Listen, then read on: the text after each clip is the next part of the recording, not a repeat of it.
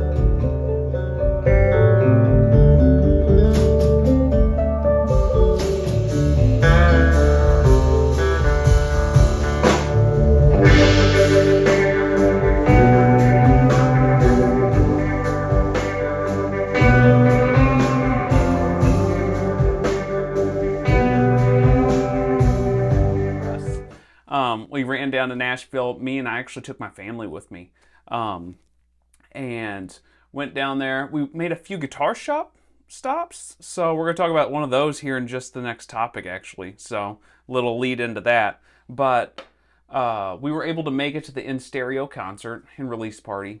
I went to the second night. They had two nights. They had a Friday and a Saturday night. Mm-hmm. The Friday night, I forgot who they had open on the Friday night. It was someone I wasn't really familiar with. The second night that I went to, I got lucky and got on the second night, and Jedd Hughes was opening. So Jedd Hughes done his acoustic set beforehand. Monster player. So good. Great singer, great songwriter, and just a very personable guy. He opened up, and then Guthrie came on with his trio, and basically kind of started the night out with his trio. Played three or so songs. And he kind of brought up people throughout the night. Obviously, Tom come up, and they played some of their own songs. They had Guthrie's trio, and then they had a organ player that came up. He was playing a Hammond B3, Okay. and then he had a little keyboard on top of that. He was playing some, auxiliary stuff with too. But that's kind of how the night went. And I haven't got to talk to you about this at all. Yeah, I know. I'm curious. Obviously, it's going to be a good show. Yeah. But I think you said, Kenny Wayne showed up, though, right? Yeah, the night I was there, Kenny Wayne Shepherd showed up. He came out and played one song with them. I think one song, maybe two. But the night before, Vince was there, Vince Gill. Kenny Wayne was great. They had Nikki G, which is a singer and bass player. I think he played in, I'm going to get this messed up. Was it with Trigger Hippie, or was it with one of Tom's past bands he was playing with? And talk about a monster bass player and singer too, and just a fun dude, cool dude. Well, they make fine whiskey down in Birmingham, Kentucky, but you can't get a drink from many miles around. I always think about that when I see you coming. I've been giving you my best, but you always gotta put me down. I know you got it, but you can't spare it. And what I got to do to get you to share it? It's like Guthrie's trio was on point. I mean, I've seen Guthrie play tons. He's a great player, but his trio is running on all cylinders right now. They come out and started the show and just was hammering, and it didn't feel, I almost don't like the word show for this, because it was not a show. Yeah. It was, I don't even really like concert. It was a party. They talk about album release parties and stuff, because it was at 3rd and Lindsley, which is a great venue. You've seen bands there. Yep. And it almost felt like a celebration. Tom said on his channel, it felt like a celebration of life, is what Ebo told him, which is kind of what it felt like. It was like, there's all these people gathering together to support and celebrate how well this album is done, the In Stereo album, but also kind of the art behind all of it. And they've worked this hard to get to this place where they can make their own art, and there's people supporting it and pushing forward. It was much more than... think about how many albums they've played on. Like, they've never had a chance to create their own stuff. So I'm sure, like... Well, they've done some, but it's never hit at this level. Right. Yeah, I think it's the big thing. And it was so artistic, and I mean, you could just feel it was just artistry at its max. Yeah. The entire night. Obviously, the guitar playing was great, but what was amazing is, like, it was so tastefully done. It wasn't like notes for the sake of notes. It didn't feel like going to a Steve Vai concert. It didn't feel like going to see, one of these virtuoso. Yeah, guitar players. Thank you. Yeah. And easy for me to say. So it was just so tastefully done. Everybody was passing solos around, and the songs, they were just playing what was right for the part. It was beautiful. It was beautiful. I almost don't even want to get into the gear conversation for any of it. Right. Because we talk about gear on this channel plenty and enough. And if you want to know what gear they're using right now, just go hop over to their channel, yeah. And go check it out. If you're not subscribed to Guthrie's channel, to Tom's channel, or to Jedd's channel, Jedd in the Shed, go out there, search their names on YouTube, get subscribed, start watching their stuff. Because, they're just incredible players. Yeah, and seem like nice guys, too. Very nice guys. Very nice guys. There was, several people in the room that was obviously musicians and studio guys and guys that were out playing like consistently, that were there just to celebrate like how cool it was. And the playing was. It was unbelievable. It was almost like thrown together in some ways. Like they had, I think, like 3 or 4 songs they had like ready to go. And then like people were just throwing songs out together. That's cool though. That's kind of like, Allman Brothers, how they didn't have a set list. Yeah. They just call it. Yeah, Tom at one point takes off his guitar. They're in the middle of playing a song. Or maybe they just ended a song. He takes his guitar off and like he waves over. I'm like, well, what's going on here? And he just hands a guitar off and throws a strap over somebody, and it's dark enough I can't see. I'm pretty close, 3rd and Lindsley's small anyway. Right. But we were down on the floor close to the stage, and he throws a strap over somebody, and like they kind of they're reserved to get on stage and go play, obviously, right? But he walks up on stage, and as soon as the lights hit him, I realized, oh, that's Ebo.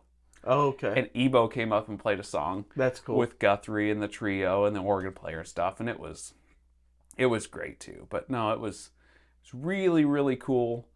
If you guys have not heard the In Stereo album, they just here recently, at the time of this recording anyway, this week they just announced that it is streaming everywhere now.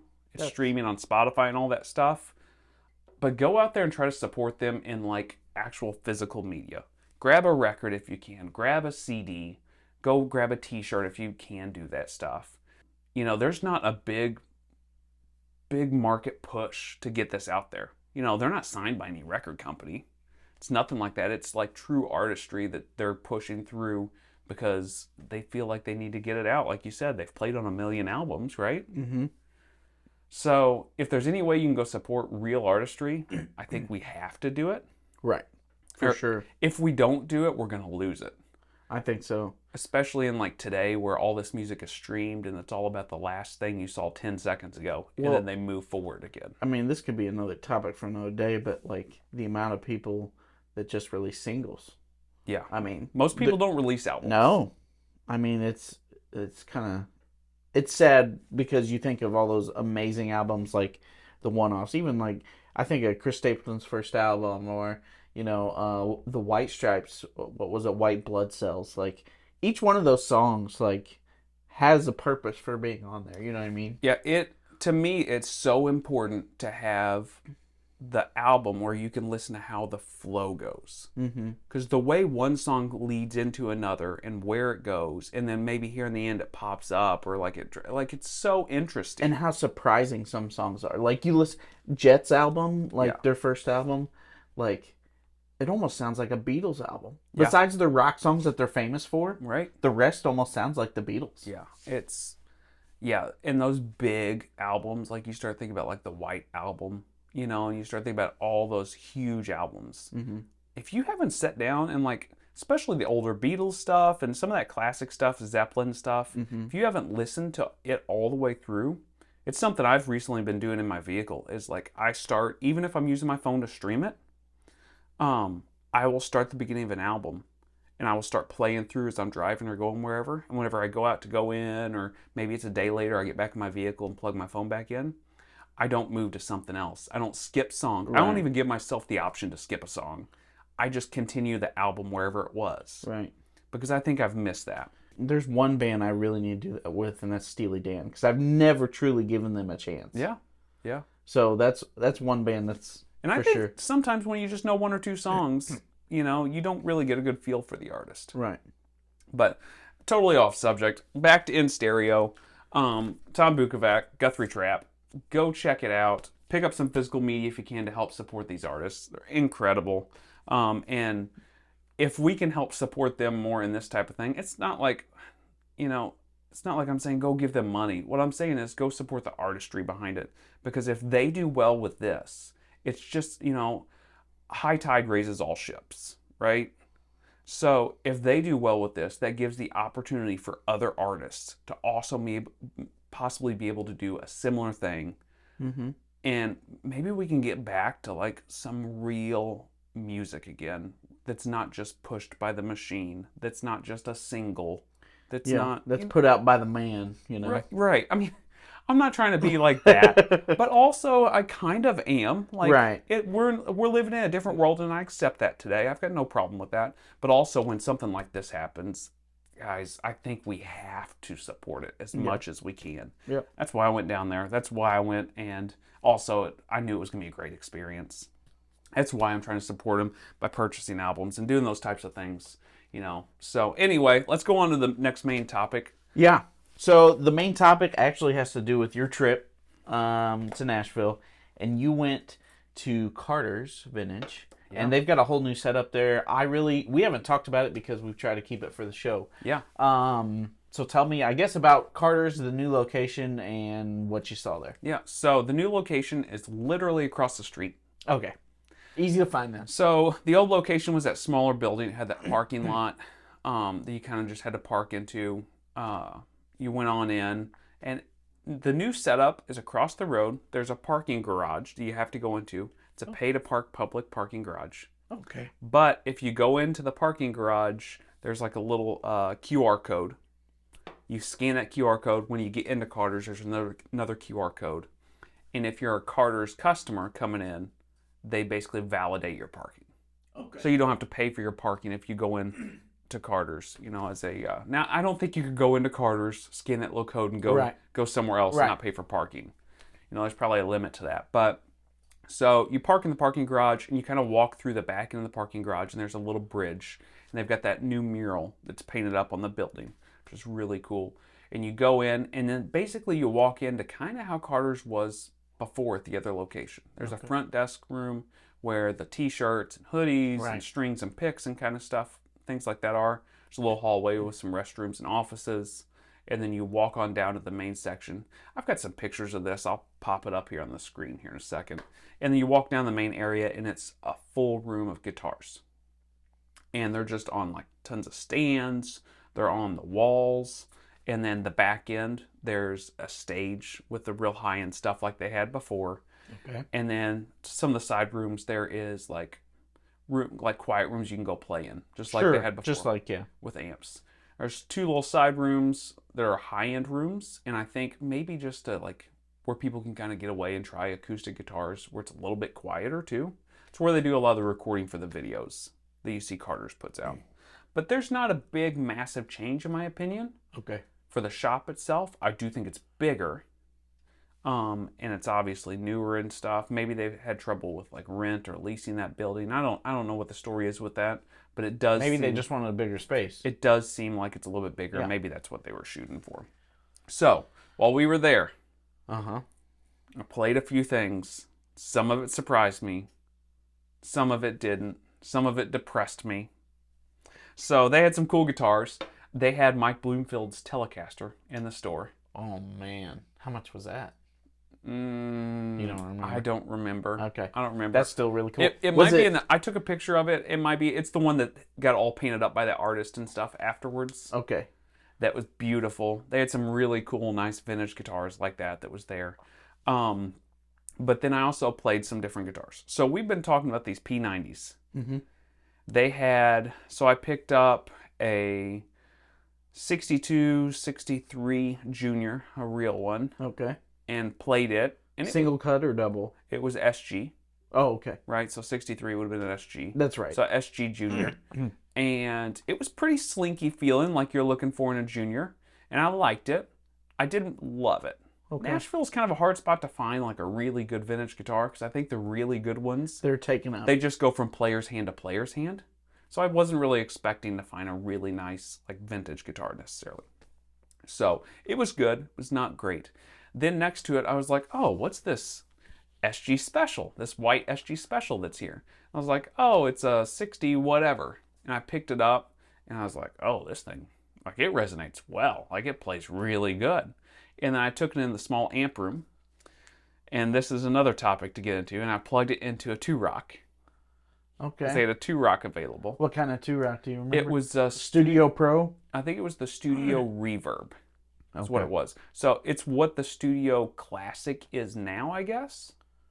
Okay. So it's the older version of Studio Classic, basically. Or is it a cheaper version? No, I don't think they make it anymore. Okay. It's got an updated version. Gotcha. I've got a picture of it also. I'll pop that up on Okay. here. And that way we can double check and fact check my knowledge there. So I plugged it into there and started playing it and instantly fell in love. The amp, the guitar, the whole thing? The whole thing. That's the problem, right? Just instantly fell in love with it. I Okay. was just like, oh my gosh, this thing's slinky feeling. The neck pickup's amazing, but still bright, but still warm. The bridge is really cutting. Tone and volume knobs are working so well. Middle position's unbelievable. This amp's reacting really well. I just basically threw all the knobs on 12 and all the switches up or down or whatever it was. And it was perfect. And it was like great. Like I didn't have to touch anything. There was options for other channels and all kinds of stuff. I was like, I don't even need it. Yeah. Like this is all I need. So that makes me think maybe that that newer 2-rock that's out that's got just one channel and a few switches. That's Got what you reverb. want? Maybe I should look into that because I don't think I need multiple channels in a 2-rock for me. Sure. I didn't even really know for sure if I was a 2-rock guy, Right. but I definitely liked that one and really loved it. Okay. So I was playing this SG Junior, really, really liked it. And then I looked at the price tag again, and I was like, man, that's on the high end of kind of what the, an old one would be, but it's not crazy. I think it was like $9,000 or something like that, which is expensive for a guitar, right? Right. But then I realized it's not a vintage one. It's Murphy Lab. It's Murphy Lab. It's a Murphy Lab prototype. So it's one of the Murphy Lab prototypes they put out, I guess one of the first ones. Okay. It was so good I didn't even realize it. Yeah, you thought it was vintage. Oh my gosh, it was so good. So freaking good. And I guess since it was a prototype, it was more expensive than what like a standard Murphy Lab Of course. was. So I put it back. I did not buy it that day. That whole rig would have been somewhere in the ballpark of like $15,000 or something. You know what I mean? Like, Yeah. Maybe not today. Tomorrow. it was not the day for it. I guess the other thing I played that was depressing was I played like 3 melody makers, like vintage melody makers. I've kind of been looking at those too. And they all sucked. Maybe it was... What do you mean? The sound? The playing? all of it. Just sucked. They didn't feel good. Like, how you pick up a guitar. You say they were vintage? Yeah, they were all vintage Well, ones. I guess that makes sense. And I went to play them, and they just all kind of sucked. I've been thinking about that for like a P90 guitar, because, who is it, Fralin? Or Lawler? Lawler makes the little P90 you can stick in those old melody makers. It's really cool. Right. I don't know. Maybe if I play the right, like we said, it's hard to find vintage guitars that are really good in Nashville. Right. Maybe I just played some, turds. Right. But the neck didn't feel good, didn't feel like they resonated well, and they sounded bad. So I'm not closed-minded to those, but I'm certainly not after them like I was before. Okay. And then I played one more guitar here I'm going to talk about, then we'll move on to the next subject. I'm sorry. No, you're good. So- That's what this is about. I played one guitar that blew my socks away, and you're going to think I'm the dumbest person in the world. Yeah. Blew my socks away, and I didn't buy it that day, mainly just because I thought I was crazy. Okay. But I played 3 of them, and I liked them all just as much as each other. And it was a mid-50s, late 50s Gibson ES 125.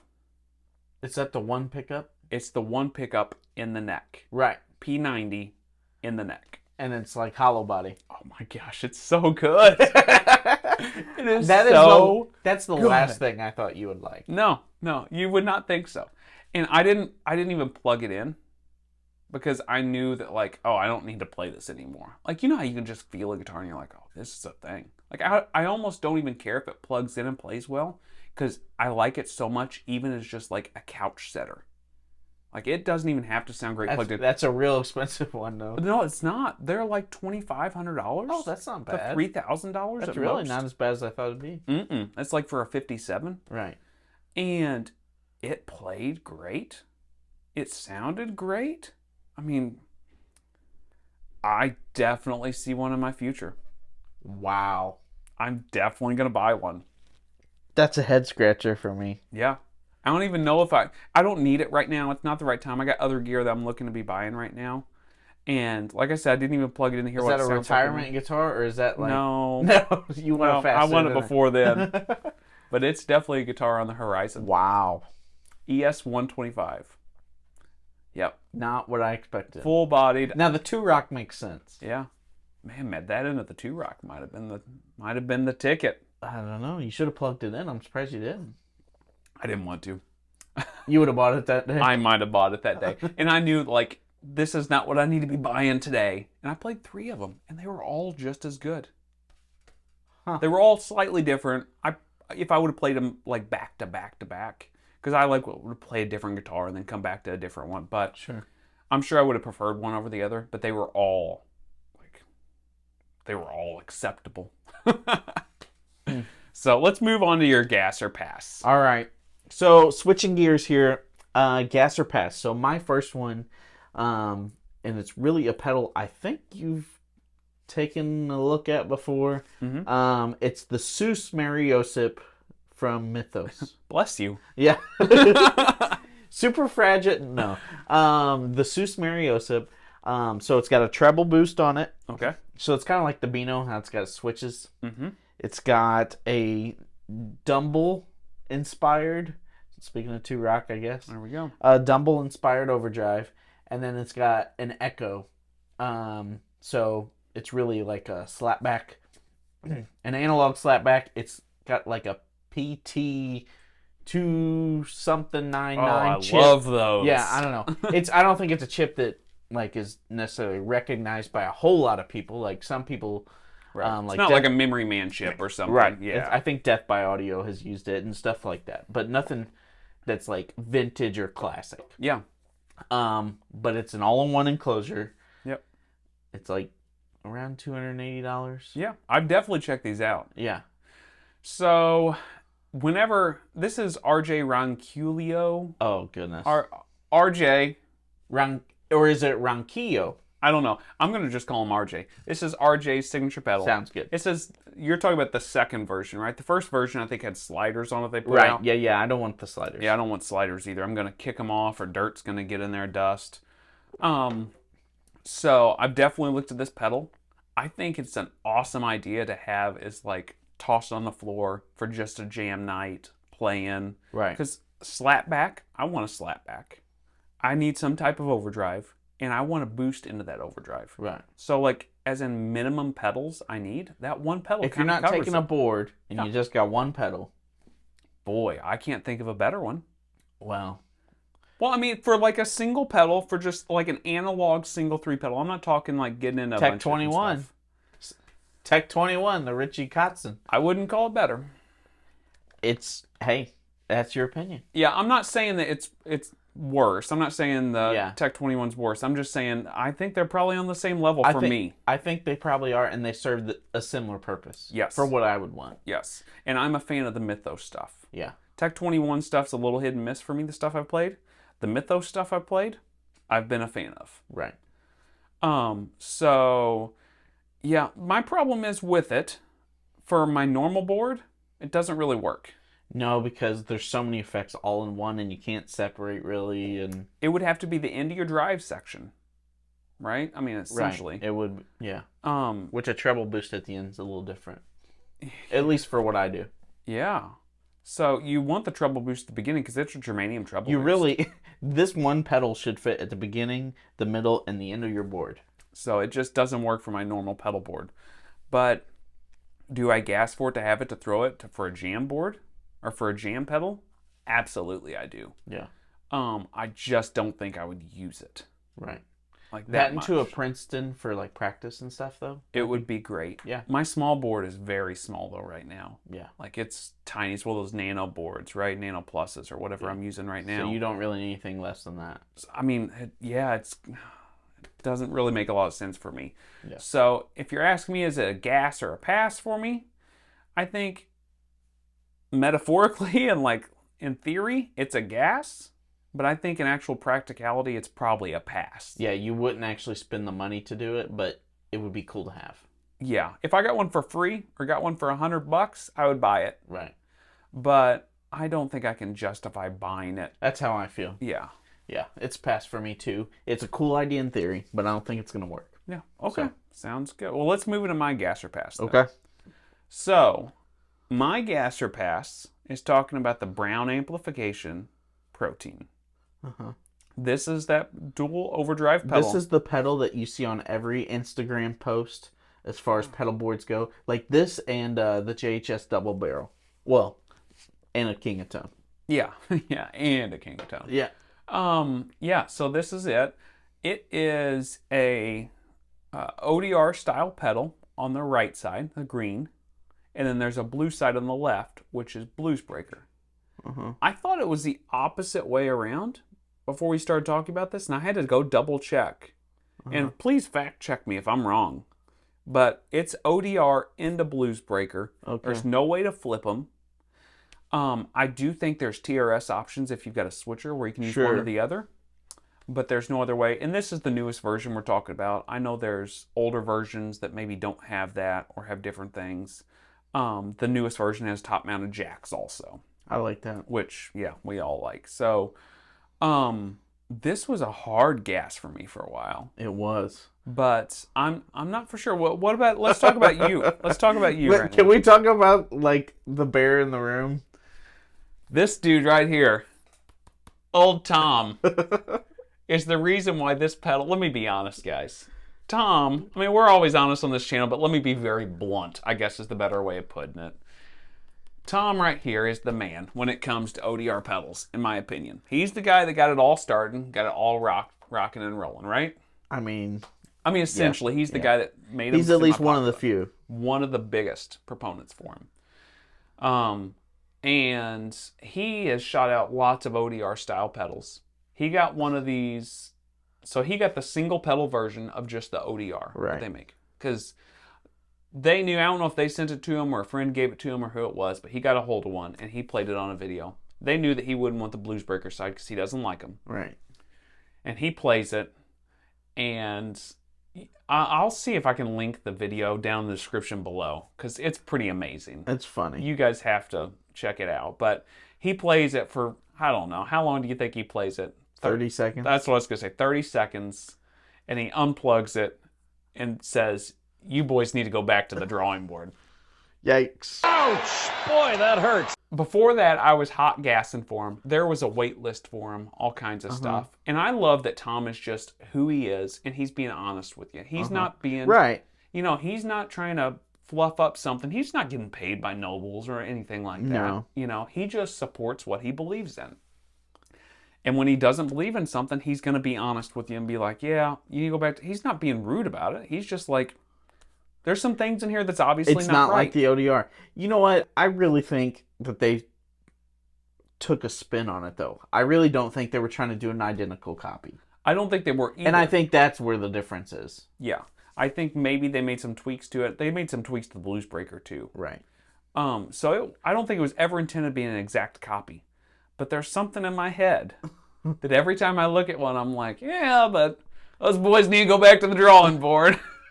Yeah, and I've heard too that like, it's a great ODR and blues breaker, especially stacked together, and that's how they kind of tweak the circuit a little bit to be a little better stacked. Yes. But on their own, they're not as good as the originals. Now, this is also like coming from the gear page. Oh Lord, forget the gear page. The gear page. I have not played this, and that's the whole purpose of Gas or Pass. This is something. Are we interested in it? Yeah.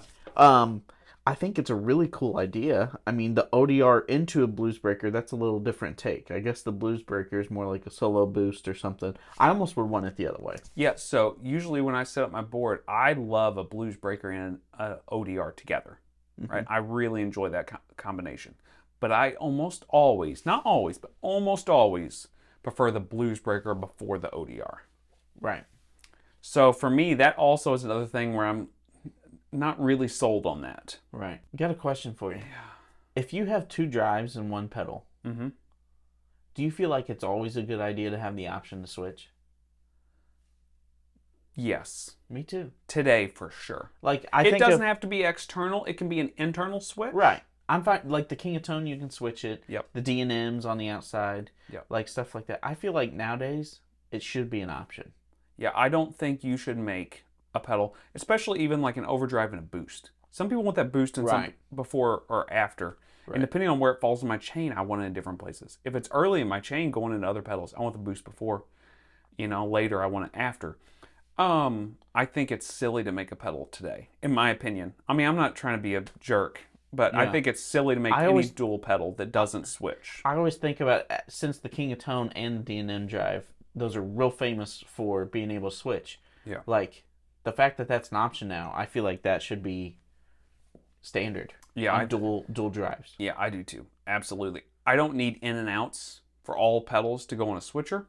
No. Mono's fine. If you want to make that as an option, that's cool. For TRS jacks, or if you want to. I would just rather have it the switch. But it's way more important to me to be able to switch the sides of the pedals. Right. I don't care if it's buffered or if it's true bypass, because sometimes I want different things depending on the pedal board. But I care if I can switch sides. Right. I do care. That's like way up high on the list. And that's sometimes why I decide not to buy dual pedals. Right. I'm not saying that's a reason why I'm not wanting to buy this pedal right now. Right now, this pedal for me is a pass. I'm going to it's a pass for me right now. Right. Just a combination of things just doesn't add up. And right now, I've got a Nobles variant that I'm very happy with. I've got a Blues Breaker variant that I'm very happy with. And I like the idea of being able to just switch my Nobles variant or just switch my Blues Breaker right now. So for me, it's a pass, but I've definitely had times where it's been more of a guess. I want to go play one. I want to check it out, but that's where I'm at. What about you? I'll be honest, I'm not a huge Blues Breaker guy.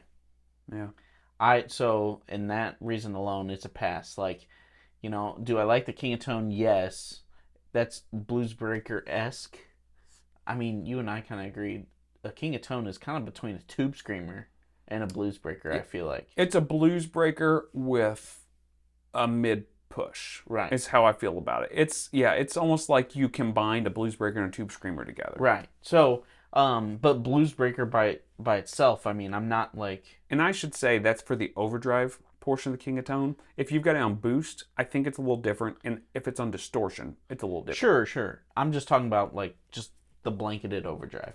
But regardless, I'm not a huge Blues Breaker. Like I've played them and they do sound good, but like I've never plugged into one and been like, oh, this is awesome. Whereas like the Tumnus, like a Klein style, I'm like, oh, I like what it does to my sound. Yeah. It pushes that low mid or the clean signal or whatever the case it is. So just, the Blues Breaker in there alone, I'm out. So. Okay. You want to move to your main topic? Yep. So last main topic is a question I have for you. Because I've been playing some shows and playing some local gigs, and I've really struggled with the tuning on one of my guitars. Yeah. And it just got me thinking. Okay. All right. So would you rather have a guitar that sounds the part? So let's say, what I mean by that is you're playing 90s rock and it's a humbucker and it sounds like how it's supposed to, okay? Would you rather have a guitar that sounds the part, or would you rather have one that stays in tune all night? So, for instance, Yeah. I'm playing songs like Zombie, Yeah. and You Ought to Know. Yeah. And I've got my Gibson SG, but man, that sucker does not stay in tune for me. I understand I got to do some work on it, but in the heat of the moment, during the show, I can't do that. Right. So I've got an SG that I can tune after every single song, Yep. or I can just play my telly and not worry about it. Yeah. Would you rather have a guitar that sounds the part and tune every song, or would you rather have just your tried and true, it stays in tune, but it doesn't sound quite right? Here's the honest facts. Here it is, guys. If you're not in tune, nothing else matters. Nothing else matters if you're not in tune. If you are out of tune, it doesn't matter how much it sounds like the record, tone-wise. You're going to sound like trash. You are. You're going to sound like a bucket of trash. So, I mean, it's going to sound like you're out of key. It's going to sound, I mean, you know, I've got no interests in a guitar that won't play in tune and that is out of tune. So if it's not intonated well, and if it's not staying in tune, I'm not saying that if I'm bending strings like crazy or put a new set of strings on it, that I expect it to stay in tune. I'm saying if I've put a set of strings on it, I've stretched them, and I've played them for a week or so, and go out to a gig, and I just can't keep it in tune, I've got no interest in that. I've either got to be able to fix it and like go home the next week and fix it, or like I'm just done with it. Like I just can't handle it. I won't play a guitar that can't stay in tune because it's the only thing that matters. Everybody can tune a guitar. But if a guitar doesn't stay in tune, I mean, it's going to be bad. So this SG of mine, the G and the B string are giving me trouble. And I get, everyone says... We talked about this not that long ago. Gibsons are notorious. We've changed the nut on it. Well, not since we talked last. Not since we talked last. I got to put some graphite in there. Yeah. Maybe use some nut sauce. It is also, if I remember right, it's a Graphtec nut that is auto-lubricating. I remember that. Yeah. Maybe we need to file out some of the edges too. I don't know, but it is... So does it ting as you tune it up or tune it down? No. Do every once in a while you hear that? There are ting? no tings. Nuttings. See what I did there? That was terrible. But for real, I struggle with that thing. It sounds phenomenal for the gig that I have. Yeah, but it sucks. It's rough. And then I play my telly and I'm like, wow, this sucker is tried and true. Yeah. And like, I could throw it up against a wall and it's not. That's just tellies. I know, but like, Yeah. and I love this SG. It sounds phenomenal. I've had it for years. Like, it's my first really good guitar. Everybody talks about SGs not staying in tune. And I'm sure we'll get comments below about like, oh, SGs just can't stay in tune. You're going to play a different guitar and blah, blah, blah. That's not true. No, it's not. And also, like, I'm sorry, but SG is one of my favorite humbucker sounds of all time. It's just... So, like, I'm not going without it. It's just setup. We've just got to get your setup lined out. Okay. But, going back to the question, it's tune it, have the guitar that stays in tune. I answered it. I only want the guitar that's in tune. You know? So if you're playing Sweet Child of Mine and Crazy Train, that telly's what you're going to grab instead of that SG. If I can't keep my other guitar in tune, absolutely. Okay. It's what I'm stuck with. Luckily for me, because I'm right, I've got a G7 on the floor. And I'll try to tweak the EQ. Because you're only right if you got a G7. Oh, goodness. But no. In all seriousness, I've got a G7 on the floor, and I would try to tweak it a little bit to try to make it sound a little closer. But I would play whatever guitar I've got that will stay in tune. Because it's not going to work. It's not going to work. Okay. And then I would go back, and it would be one gig. And then before the next gig, I would have hopefully Fixed it out, yeah. Or tried to figure it out. Yeah. You know, at least attempted something, and it seems like, oh, it's staying in tune a little bit more. Uh-huh. And then go out and try it. So... Right. All right, well, everybody, let us know your thoughts. Do you want that guitar that stays in tune all night? Or do you want the one that sounds the part? And just keep tuning. Yeah. So, see you guys next week. See ya.